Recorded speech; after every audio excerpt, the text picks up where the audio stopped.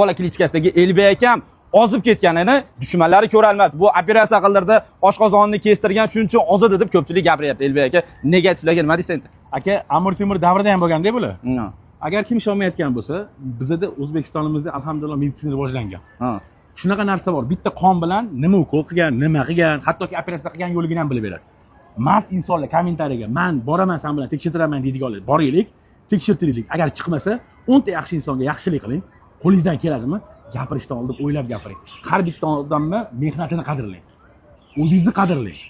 Aka 100 kilo ozganingiz bu siri nimada aka? Mana operatsiya qildirmagansiz. Men bilaman. Endi obunachilar uncha bilmayapti. Sirini ayting aka. Farqingizdan to'g'ri ovqatlanasiz, yaxshi ish qilasiz, yaxshi mehnat qilasiz va undan tashqari o'zingizga bo'lgan ishonch birinchi o'ringa qo'yasiz.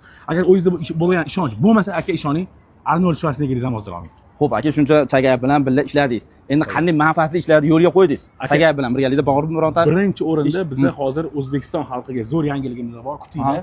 1-iyundan boshlab, ya'ni 20 kundan keyin plus 200 kiloni O'zbekistonda proyekt qilib, inshaalloh yaxshi niyatda aka ozdirishga harakat qilamiz. 10 tadan oshiq kishi olamiz. Bu degani 200 kilodan oshiq odamlar bemalol Elbek akamga murojaat qilaversin. Bironta nomer profil berasizmi? Yo'q, tez orada. Tez orada. O'z Elbek akam profillarini qoldiraman. Yozinglar o'zlariga. Bodring yeydigan vaqtim bo'ldi, shoshamiz. Aka, katta rahmat sizga. Sog' bo'ling.